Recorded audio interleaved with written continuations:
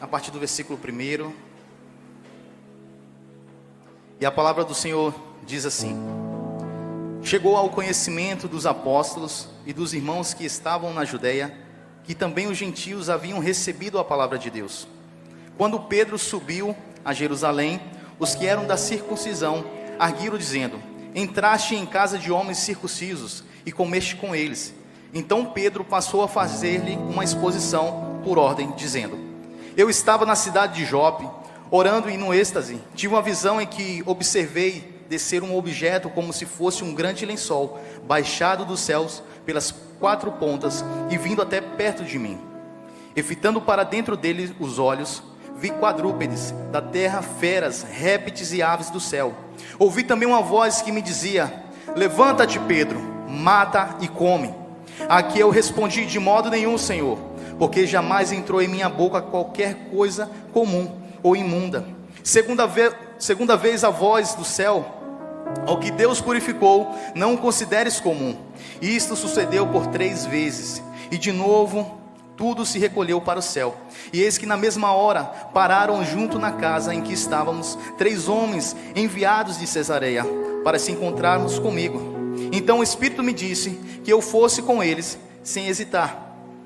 Foram comigo também esses 6 irmãos. E entramos na casa daquele homem, e eles nos contou como viram um anjo em pé em sua casa, e que lhe dissera: Envia a Jope e manda chamar Simão, por sobrenome Pedro, o qual te dirá palavras, mediante a quais serás salvos tu e toda a tua casa. Quando porém comecei a falar, caiu o Espírito Santo sobre eles, como também sobre nós no princípio. Então me lembrei da palavra do Senhor, quando disse: João na verdade batiza com água, mas vós sereis batizados com o Espírito Santo.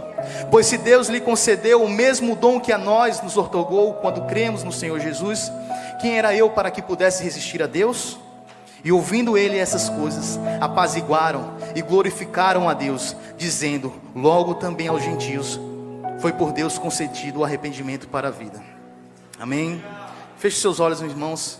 Vamos entregar esse momento agora ao Senhor, para pedir para que Ele venha falar conosco, assim como Ele falou comigo no meu coração, que Ele possa estar falando com você também essa mensagem. Senhor, meu Deus, meu Pai, queremos nesse momento, ó Deus, entregar tudo, Senhor, tudo aqui, tudo a Ti, ó Deus. Senhor, que nesse momento, Senhor, não serão meras palavras, mas sejam palavras que fluem diretamente do Teu trono, ó Deus. Senhor, que não sejam a minha vontade, mas seja a Tua vontade sobre a Tua igreja, ó Pai. Deus, nesse momento, ó Deus, também te peço que o Teu Espírito Santo vá trabalhando no coração de cada um aqui, ó Deus. E se há algum pensamento negativo, se há algum pensamento fechado, que possa sair agora no nome de Jesus, ó Pai. E que aqui seja somente a Tua autoridade, somente o Teu Espírito Santo sobre este lugar, ó Pai. Nós te agradecemos, continua conosco, em nome de Jesus, amém. Irmãos, nós temos como título da mensagem: Salvos para Salvar. Eu peço para vocês que preste bastante atenção, porque nós vamos falar algumas passagens em que no final de todas elas vamos dar aqui: somos salvos para salvar. Essa palavra que nós acabamos de ler aqui, ela fala em que Pedro, ele foi procurado por alguns homens, um grupo extremistas, que são homens que levam a doutrina acima de Deus. E eles foram questionar a Pedro, porque Pedro tinha ido falar com gentios, porque Pedro tinha ido até a casa e tinha trazido salvação para aquele lar. E Pedro, ele começa a dizer que ele estava em Jope, e de repente ele conta para aqueles homens a revelação que Deus trouxe para ele. E depois que aquilo passou, apareceram 3 homens que vinham da Cesareia. E esses homens diziam: Pedro, eu vim aqui para te procurar, para você ir comigo na minha casa, porque um anjo apareceu e disse: vai procurar Simão, por sobrenome Pedro. E Pedro até fala assim: eu pensei até não ir, mas o Espírito Santo testificou e disse: Pedro, acompanhe esses homens. E Pedro conta que ele está indo, e quando ele chega lá, ele começa a falar a palavra do Senhor, vai trazendo vida, esperança para aquela casa. E ele vê que naquele momento o Espírito Santo desce sobre aqueles homens. E aí ele lembra do que João Batista tinha falado: que eu vos batizo com água, mas o Senhor, eles batizam com o Espírito Santo aqueles que se arrependem. Então Pedro diz: Deus também deu direito aos gentios a serem salvos, porque naquela época os gentios, eles não tinham direito sobre participar, era como os gentios fossem imundos, eles não podiam estar ali junto com os judeus. Então Deus naquele momento estava mostrando para aqueles homens que Ele tem o desejo de salvar todos. Eu não sei se você está vindo aqui pela primeira vez, seja bem-vindo. Mas eu não sei a tua história, eu não sei qual é a tua caminhada. Você pode dizer assim: ah, eu sou um viciado. Deus, Ele morreu também para te salvar, Senhor. Você pode dizer: eu cometo muitos erros, adultério, bebida. O Senhor também morreu para te salvar. Era que Pedro estava dizendo naquele momento para aqueles homens: o Senhor veio para salvar todos, inclusive os gentios, inclusive os perdidos. E quando eu li essa passagem aqui, o que me chamou a atenção foi logo que aqueles homens foram visitados por um anjo. Como Deus veio sobre a vida daqueles homens e disse: vai procurar Pedro. E Pedro, quando foi encontrado, o Espírito Santo testificou na vida dele para que ele fosse. E eu lendo essa mensagem aqui, eu fiquei pensando: Senhor, cadê os Pedros de hoje? Cadê os Pedros que precisam entender a tua mensagem, que precisam entender que nesse momento agora tem homens e mulheres e crianças clamando por mais Pedro, pedindo: Senhor, me dá uma esperança, manda homens e mulheres aqui de Deus. Ontem nós tivemos aqui o bate-papo missionário, onde o missionário Eric, ele disse que em 2010 teve uma enchente lá em Santana do Mandaú, e essa enchente destruiu basicamente 80% da cidade. E o que acontece? Ele foi lá junto com o grupo dele, o pessoal da Jocum, fez um trabalho, ajudou, porque as pessoas ficaram muito depressivas, perderam familiares, perderam casa, perderam comércios, perderam tudo. E ele começou a fazer esse trabalho com aquele pessoal. Terminou o trabalho, a cidade se reergueu novamente e eles foram embora. Passou-se o tempo, o pessoal da secretaria, da educação, o pessoal que fica lá na prefeitura, foi até Barra Nova, atrás dele, batendo na porta, e disse: ei, volta lá para Santana, nós estamos precisando de vocês, as pessoas estão precisando de vocês. Foi justamente isso que aconteceu naquele tempo com Pedro. Pedro foi procurado. E quando eu também li essa mensagem, Deus trouxe na minha mente o dia que Ele falou comigo sobre fazer uma obra no presídio. E naquele tempo, acho que foi logo no início aqui da igreja, a gente teve uma semana de oração aqui, onde a gente vinha para a igreja e fazia oração na madrugada. E eu me lembro que uma dessas orações, da quarta para a quinta na madrugada, eu vinha para a igreja, orava, eu ia para casa e orava até umas 6:30 em casa. E nesse dia que eu orei, eu disse: Senhor, me dá, Senhor, uma missão, me diz, Senhor, o que o Senhor quer que eu faça. Porque eu estava levando o evangelho, sim, mas eu disse: Senhor, eu quero algo específico. Eu quero que o Senhor me dê um direcionamento para onde o Senhor quer que eu coloque ali as minhas forças. E eu fiz essa oração com o Senhor quando eu me deitei, meus irmãos. Eu fui levado para o presídio. Eu digo que eu fui levado por quê? Porque eu estava naquele momento, tinha acabado de deitar. De repente, quando eu abri os olhos, eu estava dentro do presídio. E eu achei estranho, porque eu acabei de me deitar. Como é que eu estou aqui no presídio? E eu via como uma voz falava: vai ali para aquela sala. E eu ia. Quando eu chegava lá, tinha um rapaz sentado com um balão na mão. Eu olhava para o outro lado da grade, estava lá minha esposa, o meu filho e a minha tia. E eu tentava aproximar deles, o guarda começava a gritar, mandava eu sentar, e eu sem entender nada. E eu olho para aquele rapaz e digo: o que você está fazendo aqui? Esse balão aí na sua mão. E ele fala: esse balão aqui é para eu brincar com meu filho, porque o meu filho vem me visitar hoje e é o único brinquedo que eles permitem eu brincar aqui com ele. E naquela hora eu olho para aquele homem, eu olho para mim, eu e ele estavam com roupa de detento. E eu comecei a sentir uma angústia, uma tristeza, uma depressão, vontade até mesmo de cometer suicídio. Eu comecei a passar mal, eu comecei a chorar. E eu conseguia sentir cada um desses sentimentos ruins, e conseguia distinguir cada um deles diferente. E eu comecei a gritar, a chorar. Eu acordei, abri os olhos, comecei a chorar e gritar. E eu dobrei os meus joelhos e disse: Senhor, eu não quero sentir isso, Senhor. Repreendo no nome de Jesus. Mas eu não sabia que era um tratado do Senhor ali na minha vida. Porque muitas das vezes, irmãos, eu vou ser sincero com vocês, o meu pensamento é que eles estavam lá curtindo, que eles estavam lá de boa, atrás daqueles homens marrentos, bravos, violentos. Tem uma criança ali, tem um menino que um dia já teve uma esperança de ter uma família, de ter um trabalho, de crescer na vida. Muitos deles já foram aqui, como nós estávamos na igreja, por uma mal companhia, um vacilo, estão lá, e eles se revestem de uma carapuça para mostrar que eles não têm com o que sofrer. E eu comecei a orar ali, Senhor, repreendendo, sem entender. E eu deitei. Quando eu deitei, o Senhor me leva novamente para o presídio. E naquele momento, eu já não estava triste, eu já estava feliz, já estava com alegria. Nós estávamos fazendo um culto. E ali o sentimento era de paz, era de alegria, era de amor, de compaixão do Senhor. O Senhor falou no meu coração tão forte com o presídio. Eu vim procurar o pastor Jário. A gente marcou um gabinete. Falei, pastor, o Senhor falou comigo assim, assim. Expliquei para ele. Ele disse, amém, mano. Amém, mano. Só se prepara. Se Deus falou com você, vai acontecer. E eu disse, pastor, só tem um problema. É que eu não quero. Quantas vezes nós dizemos não para as obras do Senhor? E ele disse, é justamente isso. É por isso que o Senhor, Ele quer te levar. Porque se for o que a gente quer, irmão, é muito fácil. E ele disse, vamos ficar em oração, vou ficar em oração com você. Entrega na mão do Senhor. 2 meses se passaram. Cheguei na igreja, pastor Jair, está sabendo já, Eliabe? Eu disse, o que, pastor?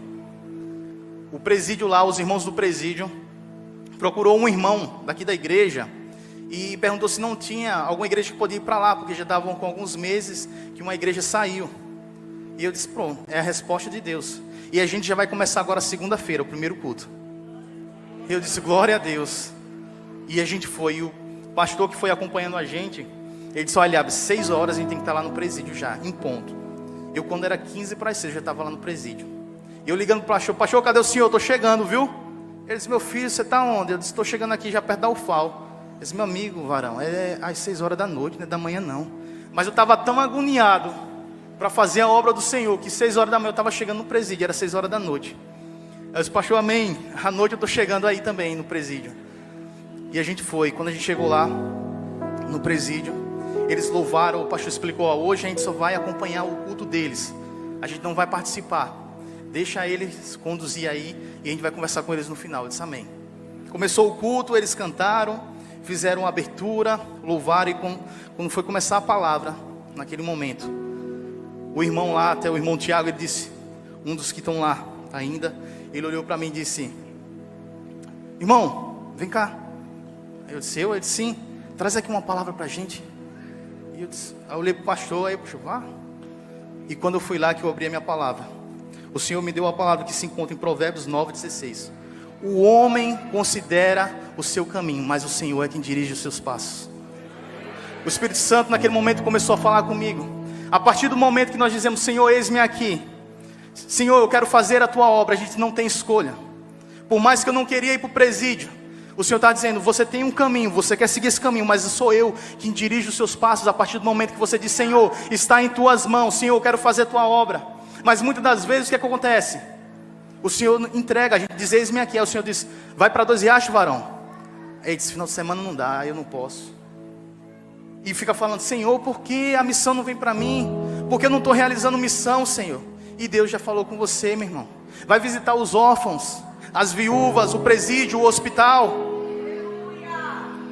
Nós precisamos levantar dentro da igreja mais Pedros. Nós temos aqui Pedros que entenderam e hoje estão em Manchester. Temos Pedros aqui que foram para Luxemburgo. Pedros que estão aqui em Liverpool. Pedros que hoje entenderam estão em Messias. Pedros que foram para 2 Riachos. Mas também teremos Pedros que serão enviados para a Ásia. Teremos Pedros que também serão enviados para a África. Teremos Pedros que serão enviados para toda a Europa, para a América Central. Daqui sairão Pedros para todas as nações. Porque o Senhor tem chamado nós. O Senhor tem chamado a cada um de nós. E o que nós temos feito com isso? Mas nem sempre foi assim na vida de Pedro. Em Lucas 22, nós vemos a passagem dos 54 ao 62, em que Pedro, ele nega Jesus 3 vezes. Jesus estava indo ser crucificado.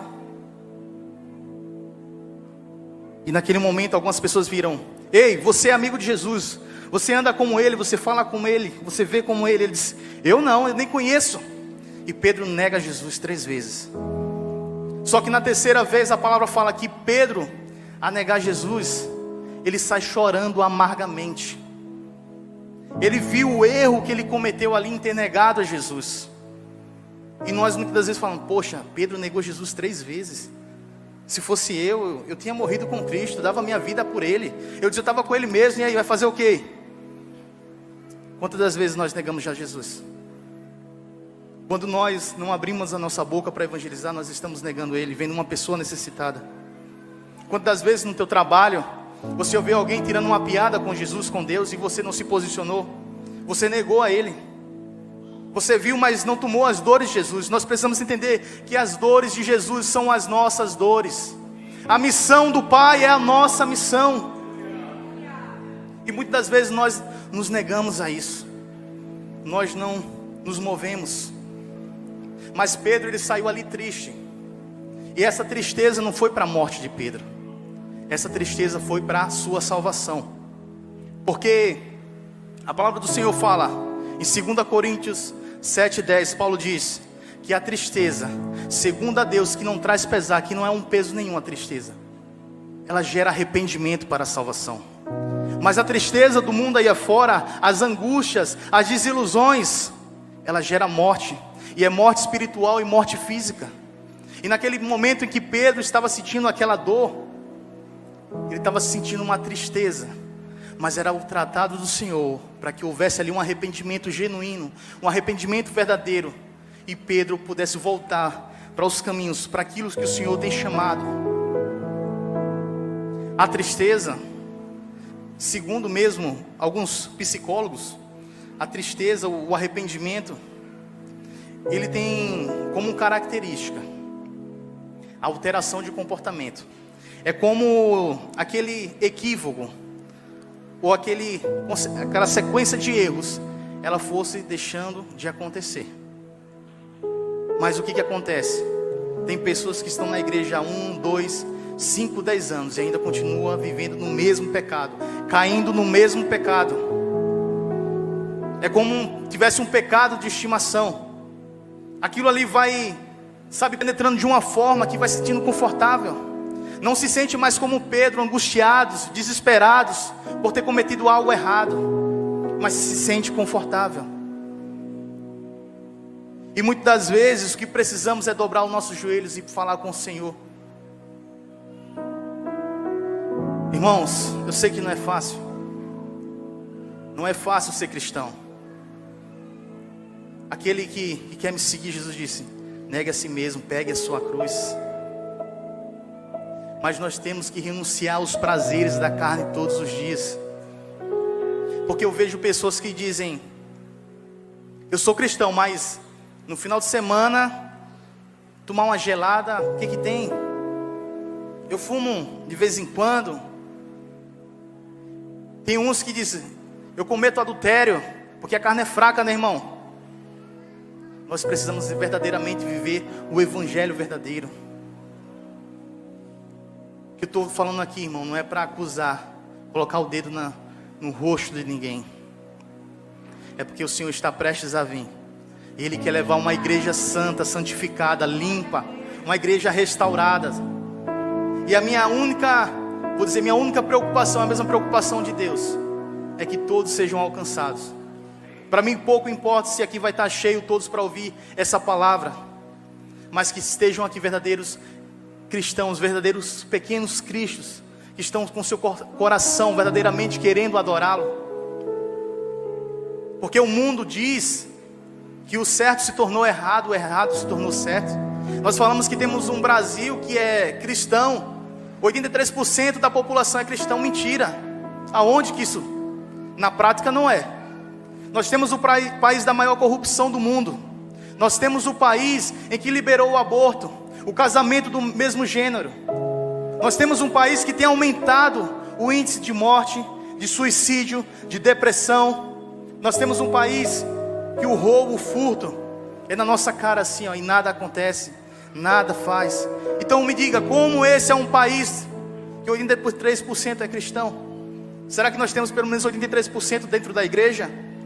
Será que mesmo que estamos vivendo a verdade do Senhor?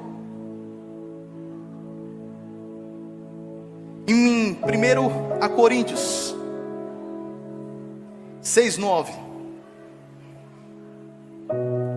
a palavra do Senhor diz assim: ou não sabeis que os injustos não herdarão o reino de Deus?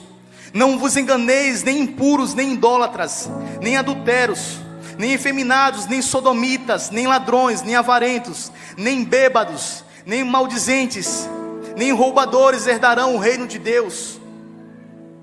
Quem está dizendo a palavra, meu irmão, não sou eu, não é o pastor Silas, não é o pastor André Valadão, não é o pastor Jairo, é a palavra de Deus que está dizendo. E a palavra diz: conheceis a verdade e ela vos libertará. Talvez você está vivendo com um pecado, eu não sei qual é o teu pecado: adultério, bebida, vício, homossexualidade, não sei. E você vem vivendo com isso dia após dia, achando que está tudo legal. Meu irmão, a volta de Cristo está próxima.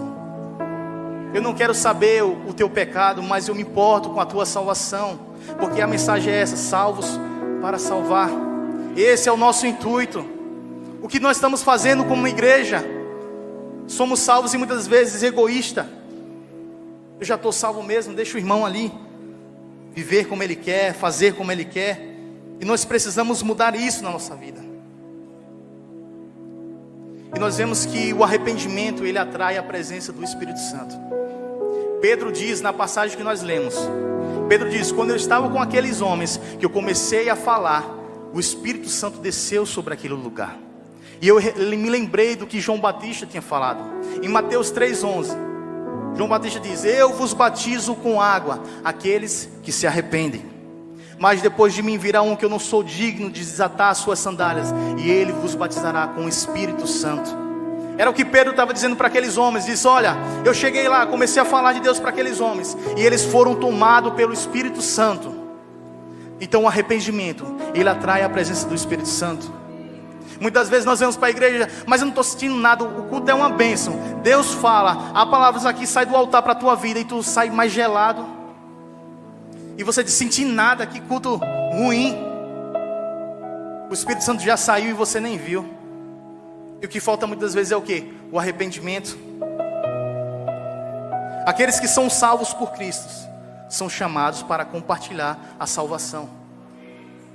Se você é salvo, você foi chamado para compartilhar essa salvação a todos. Irmãos, eu confesso que quando eu tinha por volta dos meus 14 anos, eu não gostava de missões. Eu chegava na igreja, eu não sei se ainda tem hoje, mas no tempo lá da igreja que fazia parte, era várias bandeirinhas de países que ficavam assim, né, penduradas. E quando eu entrava, eu disse: eita, culto de missões, eu vim para cá. Para que eu vim hoje? Sinceramente, eu não gostava. E eu disse: por quê? Eu não vivia, eu não era salvo.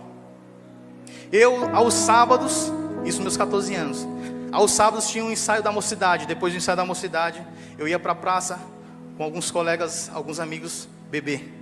Durante a semana, eu estava me prostituindo na escola. De vez eu usava alguma droga ou outra. Aí eu te pergunto: a vida que eu estava levando iria me levar até o Senhor? Respondam: não.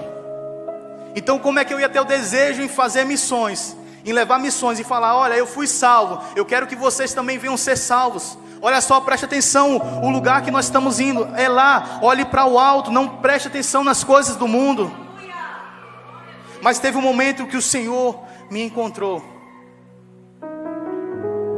E quando Deus, o Espírito Santo desceu sobre mim, eu disse: eu preciso anunciar esse evangelho, essa presença de Deus. A verdade é que antigamente a gente batizava os novos convertidos. Hoje tenta se converter os batizados. Eu quero que você entenda: converter não é o mesmo que se arrepender. Repita comigo: converter não é o mesmo que se arrepender. Mas se arrepender é o mesmo que converter. Porque muitas vezes nós achamos que alguém: eu estou aceitando uma Cristo aqui, ó, mas não houve arrependimento, então não vai haver mudança. Às vezes foi da boca para fora, mas quando há um arrependimento genuíno, com toda certeza vai ter conversão, vai ter mudança ali sobre aquela vida. E nós vemos claramente isso nos fariseus. Porque os fariseus, vamos dizer, eles eram convertidos, mas eles não se arrependeram. Nós vemos em Mateus 3:8, quando João Batista estava lá no rio batizando, os fariseus vinham, eles: raça de víboras, produz frutos de arrependimento, mostre que de fato vocês estão arrependidos. João Batista falava sempre isso com os fariseus, porque por mais que eles mostravam estar diante da lei tudo certinho, convertido, mas eles não estavam com o coração arrependido, não tinha gerado frutos ali. E quais são os frutos que nós temos demonstrado? Quais os frutos que realmente nós temos entregado?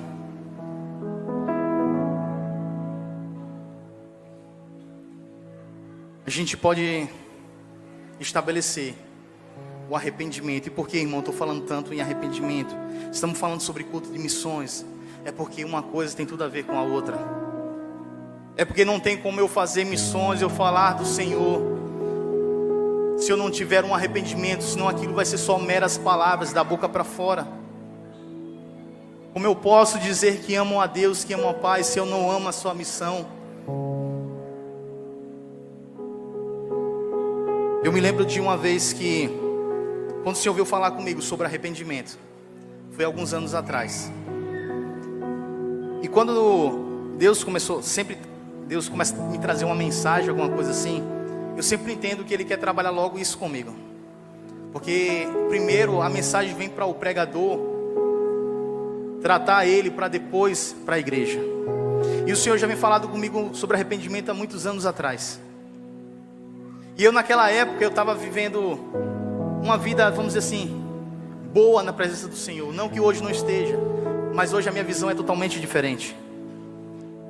E quando Deus começou a trazer sobre arrependimento, eu disse: Senhor, arrependimento, será que isso é para mim mesmo?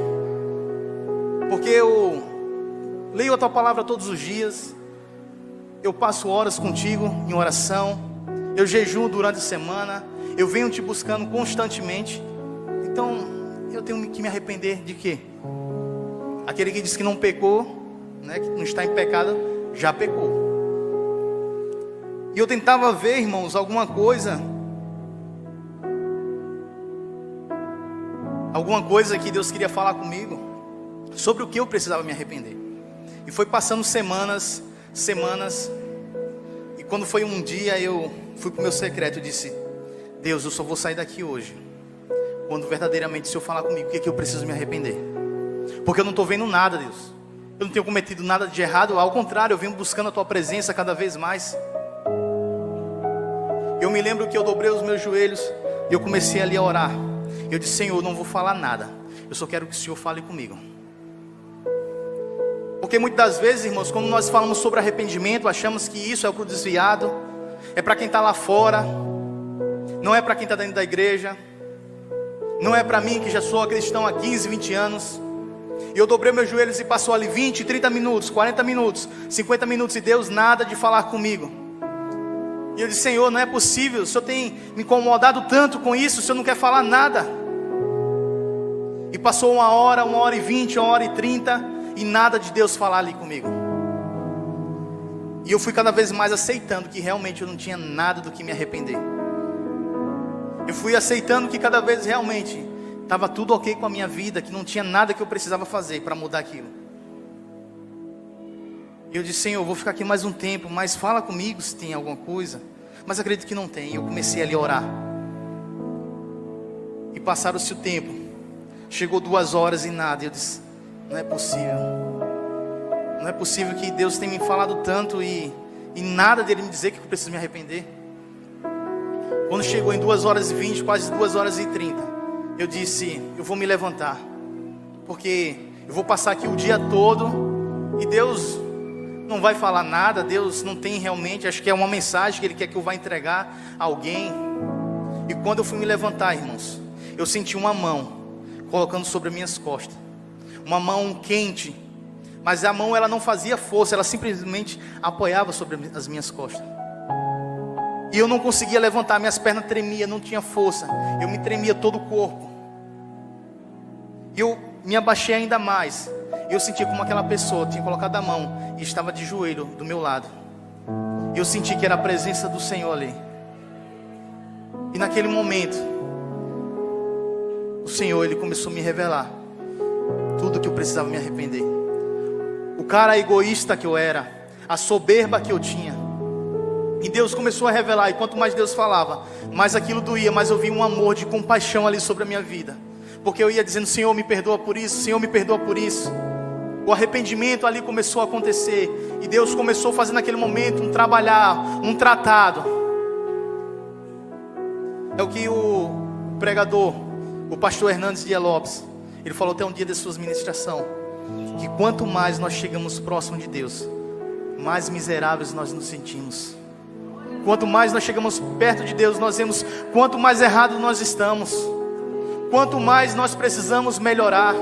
É como nesse momento eu pedir para você: olha, acenda a luz do seu celular, olha aí no chão, vê se você encontra alguma sujeira. Você vai dizer: eu estou vendo alguma coisa. Mas se você chegar mais próximo com a luz do seu celular, você vai ver muito mais sujeira. É isso que acontece quando nós chegamos mais próximo de Deus, quando nós temos mais intimidade com Ele. Nós vemos que nós precisamos mudar a nossa rota, que nós precisamos ser pessoas e cristãos melhores. Muitas vezes achamos: eu era um cara que dizia: eu sou santo, eu não tenho nada que melhorar. Pecados encobertos, pecados de estimações. Por mais que sejam pequenas coisas, mas são essas pequenas coisas que muitas das vezes tira de a gente poder viver algo para o Senhor. Que nesse momento Deus possa estar falando no teu coração. Que nesse momento Deus possa estar te revelando aquilo que precisa ser mudado. Aquilo que tem impedido muitas das vezes de você avançar até mesmo em missões, de evangelizar para a tua família, de evangelizar no teu trabalho. Mas será que tem alguma forma, Eliabe, como eu posso identificar se realmente eu estou cometendo algum erro? Tem, irmãos. É pedindo ao Pai, é falando com Ele. E pode ser que hoje você esteja aqui dizendo: Senhor, eu não tenho nada, a minha vida está perfeita, eu estou perfeito, eu estou tudo ok. Mas tem, irmãos, ore e peça ao Senhor. Vou trazer uma pequena ilustração com a história do filho pródigo. Nós vemos aqui em Lucas capítulo 15, a partir do versículo 11. Eu não vou ler, não vou fazer a leitura para a gente poder adiantar mais, mas você pode estar fazendo essa leitura depois, se você não conhece. Lucas capítulo 15, versículo 11 fala que Jesus, ele começa a contar uma parábola. E ele fala que um homem, ele tinha 2 filhos. E um dos seus filhos disse: Pai, me dá parte da herança do que tenho, para que eu possa viver a minha vida. O filho, ele não precisava ir embora da casa, ele tinha tudo o que ele precisava, tudo o que ele queria. Ele tinha cama, ele tinha um lugar para dormir, ele tinha o que comer, ele tinha o que vestir. Mas ele disse: eu quero viver a minha vida do jeito que eu quiser, e foi embora. Então a palavra fala que ele vai embora. Irmãos, essa versão que eu estou falando aqui para vocês é a versão NTLH 2050, viu? Eliabe, é a minha versão. Amém? Para que ninguém saia escandalizado: eita, a Bíblia não está dizendo isso. É a minha versão, para que fique melhor compreensão para vocês. E ele vai embora, ele começa a beber, ele começa a curtir, ele se prostitui, ele começa a fumar, ele começa a mentir, adulterar, ele tem relações com pessoas do mesmo gênero, ele começa a fazer o que não presta, torra o seu dinheiro, acaba com tudo. E naquele momento que ele não tem nada, o que ele vai fazer? Ele vai ter que arrumar um trabalho. Ele começa a trabalhar no chiqueiro, cuidando de porcos, na lama. E naquele momento que ele está cuidando dos porcos, ele começa a desejar aquela comida que ele estava com muita fome. Ele até come. Só que aí, a palavra vai dizer no versículo 17: caindo em si. Ele lembra que na casa do pai dele tinha muitos trabalhadores, que tinham onde dormir, que tinham onde comer, onde se alimentar, onde tomar seu banho. E ele diz: eu vou para a casa do meu pai. Vou dizer: pai, eu não vou trabalhar mais, vou ficar como um filho, mas eu vou ser como um trabalhador. Pelo menos vou ter um lugar para eu ficar. Então, caindo em si, no versículo 17, quer dizer, ele reconheceu o erro. Ele reconheceu que ele precisava voltar onde ele errou. Primeiro passo para o arrependimento: precisamos reconhecer o nosso erro. Precisamos cair em si. E nessa noite tenha pessoas que estejam caindo em si. No versículo 18, ele disse para o seu pai: pai, pequei contra o céu e contra ti. Sabe o que é isso, irmãos? Ele estava confessando para o seu pai o seu erro. O segundo passo para o arrependimento é confessar ao Pai. No versículo 19 ele diz: não sou digno de ser chamado teu filho. Ele estava ali mostrando uma tristeza tão forte, em que ele não era digno de ser chamado filho. Pode ser que você hoje aqui, o teu pecado tem te conduzido para isso, a qual você vem para a igreja e você diz: eu não sou mais filho, eu estou vindo aqui só por vir, sabe? É mais uma rotina, é mais um domingo. Estava como aquele filho, mas isso aí, ele estava demonstrando tristeza, como a gente leu em 2 Coríntios 7,10. A tristeza que, segundo a Deus, gera arrependimento para a tua salvação. Então o primeiro passo, nós precisamos cair em si, confessar depois os nossos pecados. E nós vemos que isso vai gerar um arrependimento.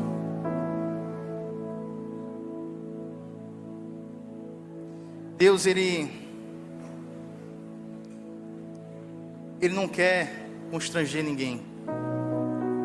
E se você hoje, nessa noite aqui, está se sentindo constrangido com essa mensagem, essa não é a intenção. A intenção de Deus, desde o início da humanidade, é salvar a humanidade. Nós vemos que quando foi com Adão e Eva, Deus disse: ó, vocês podem comer de tudo, usufruir de tudo, menos dessa árvore. Então ali já surge o pecado, e o mundo começa de cabeça para baixo, vamos dizer assim.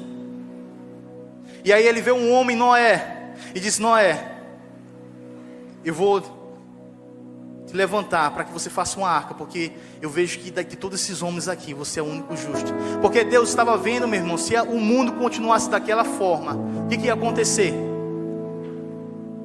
Até, vamos dizer, a linhagem de Noé, ela podia ser corrompida mais lá na frente. Então ele optou em quê? Coloca Noé, entra com a sua família na arca, eu vou cuidar de vocês, e extermina o mal. Mas o tempo passa novamente, e entra o mal novamente, e Deus fala: Moisés, vai libertar o meu povo, Moisés. Moisés, o meu povo está corrompido com o Egito, Moisés. Eles estão com a cultura do mal, eles estão com a cultura ruim. Mas liberta aquele povo. Nós vemos que todo começo, do início ao final, até Apocalipse, o intuito de Deus é que todos sejam salvos, é que todos sejam alcançados. Então a mensagem do arrependimento não é para você sair aqui aborrecido: eu não vou voltar mais naquela igreja. Mas é que você tome a consciência que isso aqui é passageiro, que tem um Deus lá em cima, que Ele está aqui, ó, esperando de braços abertos, dizendo: filho, vem cá. Filho, vem cá. Eu tenho uma vida eterna para você.